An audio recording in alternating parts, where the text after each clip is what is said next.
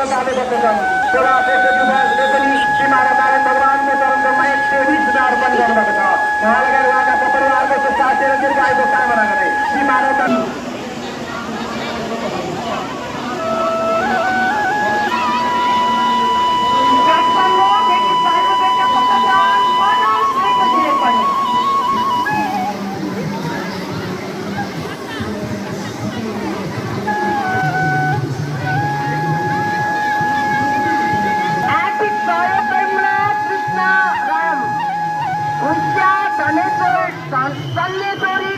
जिले नारायण भगवान मानव भने गल्तीको माइकिङ समाई रसिद काटिन्छ गर्न सक्नु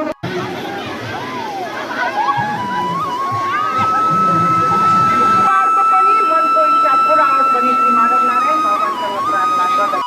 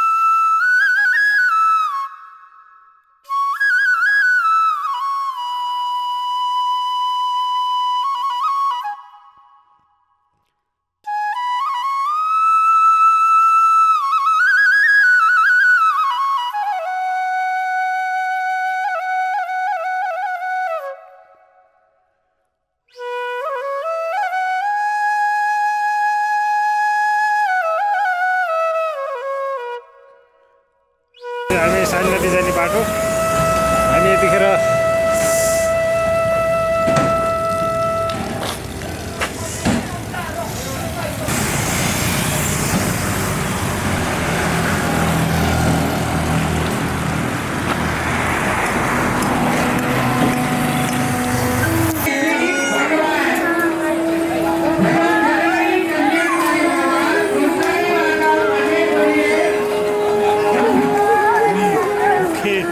मन्दिरमा आइसकेका छौँ। हामी जहाँ साली नदीको मन्दिरमा प्रवेश गर्ने मुख्य गेट रहेको छ। यहाँ मुख्य मन्दिर हाम्रो संस्थानिक मन्दिर यहाँ रहेको छ। तपाईँहरूलाई मैले अघि भनिसकेको छु। उता जुन माधव नारायणको मन्दिर पञ्चस्नान गरेर आउने व्रतालुहरूको निम्ति देखाइसकेको छु। र अहिले मैले तपाईँहरूलाई जुन मुख्य संस्थानिक हाम्रो साली नदीको मुख्य संस्थानिक व्रतको लागि मुख्य मन्दिर रहेको छ र मुख्य गेट हाम्रो प्रवेशद्वार रहेको छ र तपाईँले प्रवेशद्वार हो। र तपाईँलाई मैले अहिले जानकारी गरिसकेको छु। यहाँसम्म आउनको लागि अब साबेल चोकबाट लगभग हाम्रो 10-12 किलोमिटर हामी यात्रा गऱ्यौँ भने हामी आइपुग्छौँ, दर्शन गर्छौँ। जति आउनु भएको छ नआउनु आउनु होला, तपाईँलाई जानकारी गराएको छु। र हाम्रो मुख्य अब त हामी आउँदै गर्ने बाटो चाहिँ यो रहेको छ। तपाईँहरूलाई केही कुरामा अलिक अगाडि पनि जानकारी दिन्छु। अगाडि केही कुराहरू हामी यहाँबाट मैले खाएको अन्तिम स्टेप अन्तिम ठाउँले रहेको छ। अन्तिम ठाउँ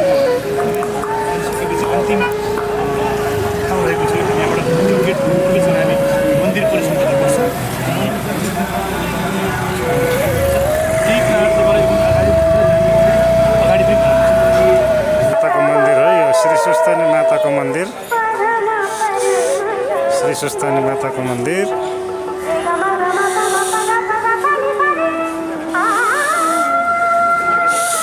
यहाँ भक्तजनहरूको निकै नै भिड लागेको देखिन्छ। काली नदीको बजार है।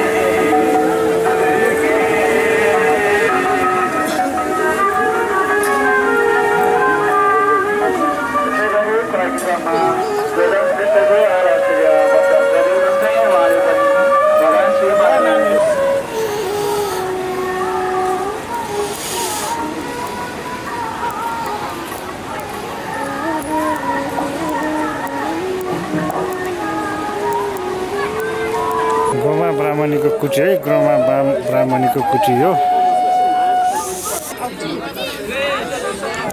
चन्द्रावतीको कुटी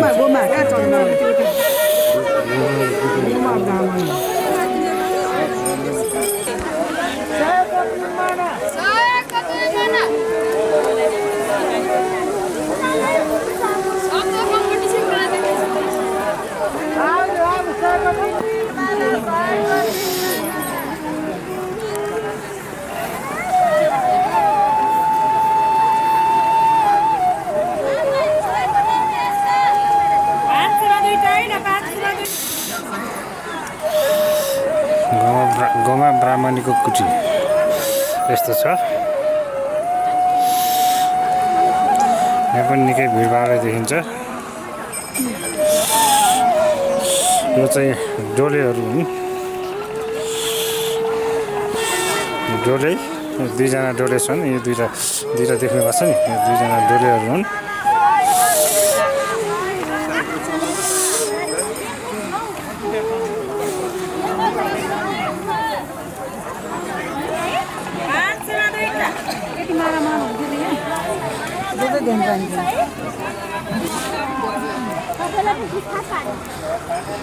हामी यतिखेर माधव नारायण मन्दिरको फोटो खिच्दैछौँ माधव नारायण मन्दिर साली नदी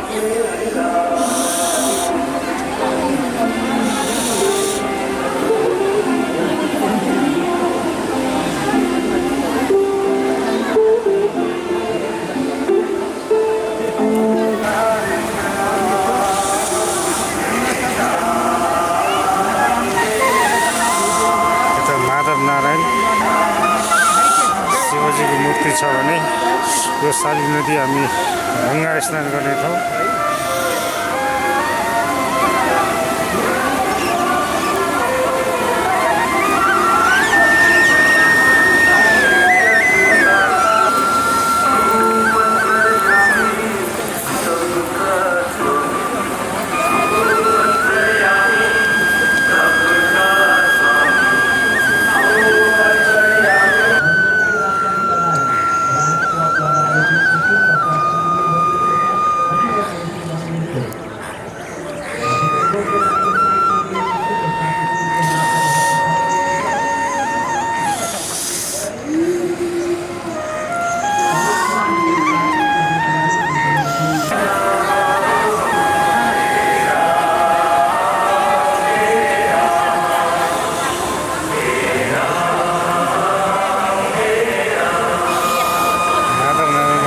पूजा हुँदैछ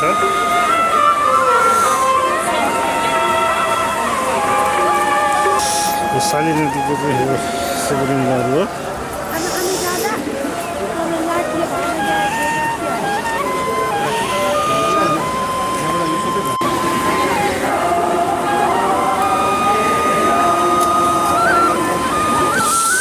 यहाँ चाहिँ सीताको पूजा हुँदैछ।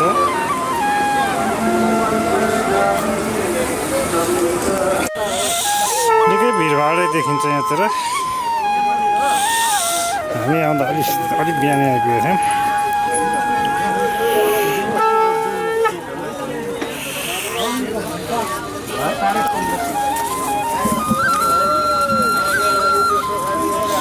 यहाँ चाहिँ हाम्रो पूजा गर्दा बजाउने शङ्खहरू चाहिँ ल्याएर व्यवहारमा राखिन्छ।